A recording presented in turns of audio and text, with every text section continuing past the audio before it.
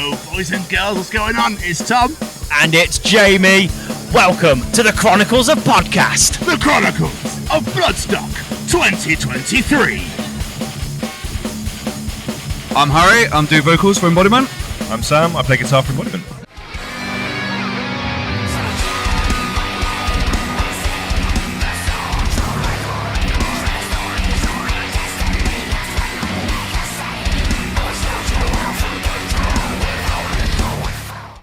Most importantly, though, how are you doing? Good. We've been in the trenches this whole time, so a little bit flaggy now, playing on the Sunday is both an advantage and a disadvantage. Yeah. You get to be the last thing people see, but you're also one of the last ones on. Yeah. So we've been pacing ourselves, ready for this one, but yeah, it's been a fucking great weekend so far. Really good really excellent weekend, some really great bands. Weather's not been too shit, so yeah, it's been a good time. Apparently it might hold out now. That would be nice. Until Megadeth, so I think you'd be alright. Ideal. Well, we're playing in a tent, so if it rains... Well, that's what you kind of wanted, don't you? Yeah, a little bit of rain for us, just to kind of help the crowd out. So a little shit, it's not going to rain till 10 o'clock. I'm so sorry. Alright, yeah, I know. I hate to break it to you, but there's going to be no rain dance, so people are flooded anyway regardless. So, so I'm assuming from what you've said, you've been here since Thursday? Yes. How has your Bloodstock been so far? Amazing.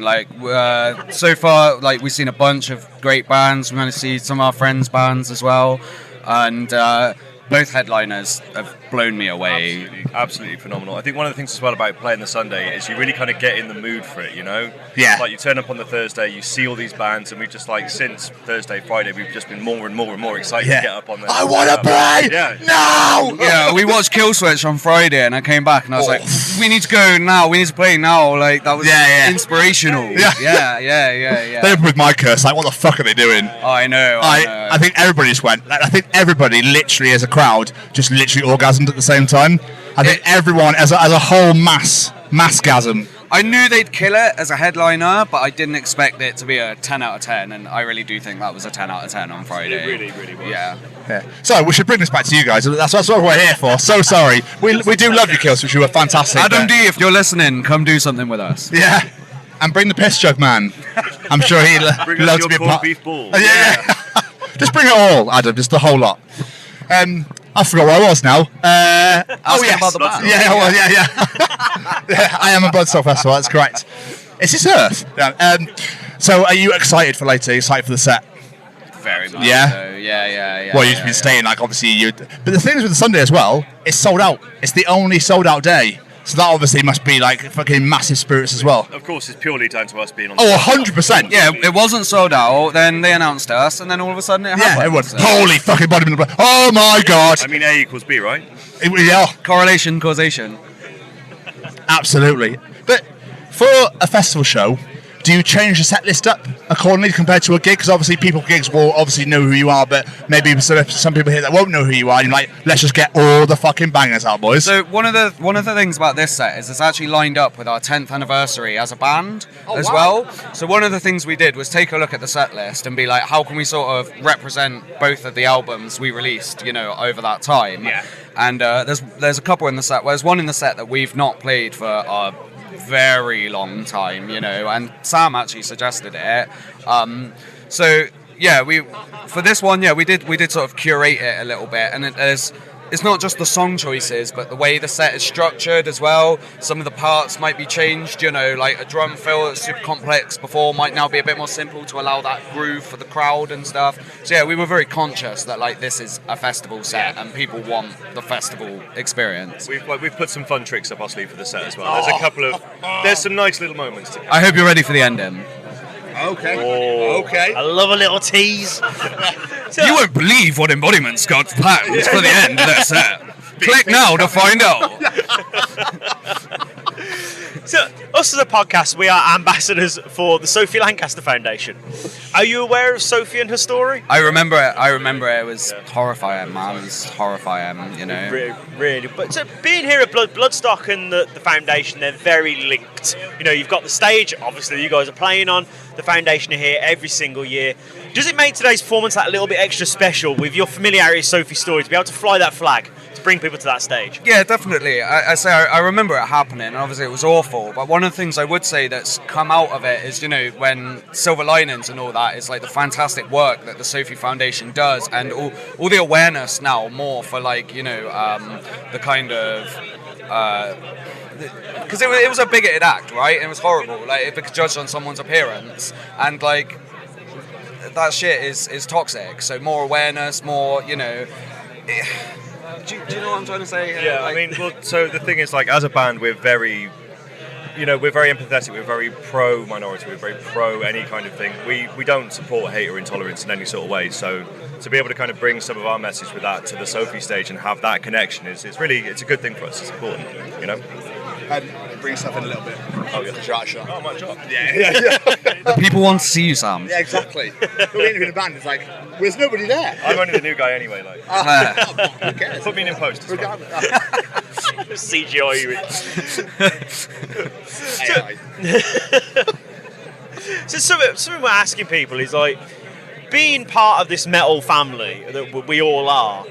Is that something you guys have ever had to go through when you were growing up, being treated differently because of the music you listened to, the way you dressed, whatever it may be? Yeah, definitely. Like, I grew up in a small village in Dorset, and like there were like 2 other people that listened to like rock or metal, but generally speaking, there was a lot of like, oh, when are you going to grow out of this phase? When's this all going to end? Like, or like from, older people, or from like people your own age, it'd be like, oh, so it's fucking Grebos or whatever, like I remember the very first gig I ever went to. We finished, I went to the car park, a load of chavs got out, tried to beat us up. What the Yeah, I was 16, and I was just like, oh, it didn't stop me going to another one though. I told my mum I fell over because I didn't want her to know. Mum, if you're listening, I still fell over. But the key word you said there was load of. Yeah. So many people we've interviewed, 8 people, 20 people. It was two cars. I remember 2 cars pulled up, and they just got out, and they were like, "Oh, you fucking goths!" And I was like, "What's going on?" God. And that was it. Just tried to start on us, and we had to run. And they did.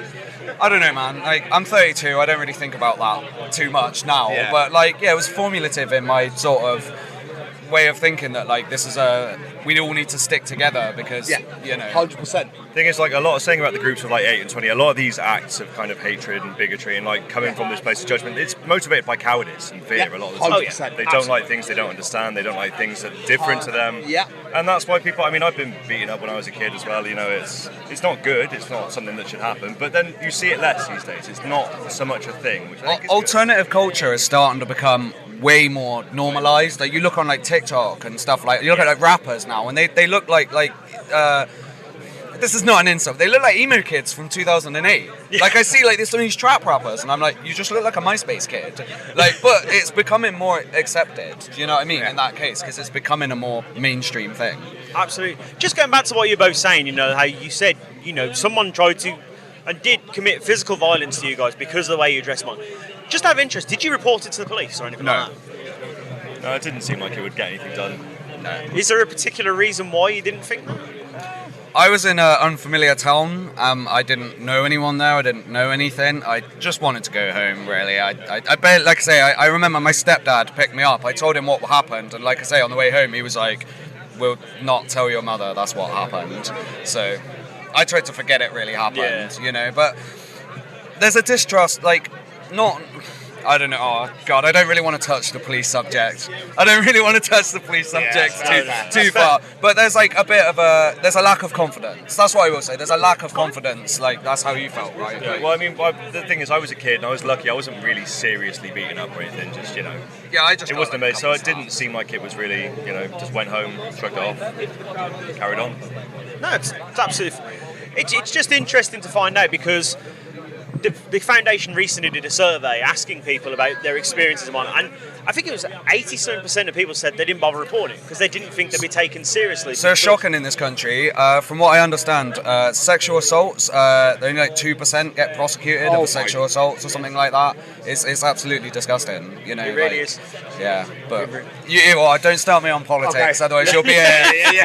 You'll be here for hours. We won't say the T word. No. Oh, I will. There'll be an F and 2 T's. So get away with that one. And I'm right behind you. So just quickly going back to that, like, I don't know if you've noticed while you've been here, there's a lot of kids at Bloodstock. There's a lot of families. There's babies here. It's been great. I saw a mum holding a baby watching with Sugar last night. I was like, that is amazing. But those kids out there are hopefully one day going to become like we were, going to gigs with their friends, coming here with their friends, and hopefully one day, like you guys, playing the stages at places like this. What is maybe a piece of advice you could give them, or something you think the foundation could offer them as they grow up if they were to get treated like that? What is something maybe we could do to support the next generation coming up? That community space is really important, you know, for getting out there and talking about it with other people. Because like I say, if it happens, you know, ultimately nothing can go back and stop that experience from happening. But what's important is the follow-up from that. You know, do you have people you can talk to? Do you feel supported? Can you talk about it and process that? Because obviously, like, a lot of trauma is just unprocessed information about a thing that happened to you. So, like, having someone that you can openly... And, of course, not everyone's going to understand that experience. Whereas, like you're saying about the Sophie Lancaster Foundation, if you speak to people from that, they've had that experience. They know it can be hard. Sometimes people are like, I don't get it. What they shouted at you because you had long hair. I don't understand. And I have to be like, you know, it's just sometimes that community space is super important. I think the thing is as well. I think a similar experience for both of us as kids is we were part of a small group of people that liked alternative culture and liked alternative music. So when you've only got 3 or 4 friends that way, you know, it's difficult to understand yourself as part of the larger metal community and understand that these people are out there, you know. So it helps us find our people. That's the thing, you know. Absolutely. So bringing it back to you guys, you mentioned this weekend, your 10-year anniversary. There's been no new music for you since 2020. No. What's happening? Is there new stuff on the way? So, we released the album, and unlike most people seem to go quite hard into a writing mode, because we released the album, we were focused on the release cycle of the album during the pandemic, and obviously I had to get a little creative about how we're going to promote it, because it was like, right, we'll go out and play gigs. Oh, no, we won't. No, we're not. So I had to get a little creative on like how I promoted the album and everything, and basically that led to a bit of a writing deficit at that point. But Finn started writing some demos. We've got like a healthy chunk of demos. Unfortunately, Kieran left the band last year, our bass player, and at that point we were a little unsure like how we were going to proceed. Were we going to get another bass player? Were we going to get another guitarist? Or you know, how were we going to do it basically? When Sam joined the band, Sam used to be in a band called Ascaris, where he used to do guitar. He used to be the front man doing guitar and vocals. So I was like, this adds a bit of a new dynamic that we hadn't thought about before. Now we have a second vocalist. You know, we could do things that I had not thought about. So we've been like refining off those demos with the new things that Sam will bring to the table. Expect something by the end of the year, though. Did you say Ascaris? Yeah. I know Alex Macavecchio. Oh, no way. Yeah, well, chat about in a minute. Hi, Alex. You've got a tour coming up in September. Excited? Yeah, man. Yeah, 100%. Like, we were always so concerned about going out and playing headline shows outside of Bristol because like we were a little worried, you know, like no one will be there, no one will care. I'd had like a bad experience with a promoter quite early on where they were like not very good to work with, basically. Okay. And all the shows we've done since post-pandemic, headlining shows, they've all been awesome. Like, really well attended, good merch sales, and I don't know, we find ourselves a little shell-shocked, like, particularly over this weekend, right? Like, oh, we're in a band that people, like, enjoy and care about, and we have more fans than just your mates who come to the gig now. Like, people I don't even know are coming up and like, oh, it's so nice to meet you. I'm like, who the hell are you? And they're like, a fan. And I'm like, oh, right, that's... Holy shit! It's been a pretty recurring theme that we'll talk to people and they'll say, oh, you're in a band, oh, we're playing on the Sophie stage. You go, oh, hang on, I've heard of you guys. Like, we've been realising this weekend we seem to have a higher profile than we thought we did. That's amazing, Which though. is a good place to be. Yeah, Good place to be. and very humble about it as well. It's always better to be more famous than you think you are than the other way around. Yeah. Oh my god. Yeah, we've seen that a few times. Yeah, I'm not. Well, guys, thank you so much for signing chat to us today. you. We massively appreciate it.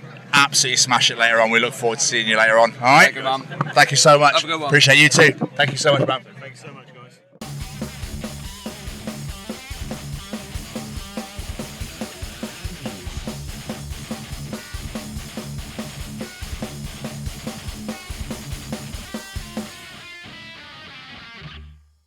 Is this a strange mating ritual or just grindcore?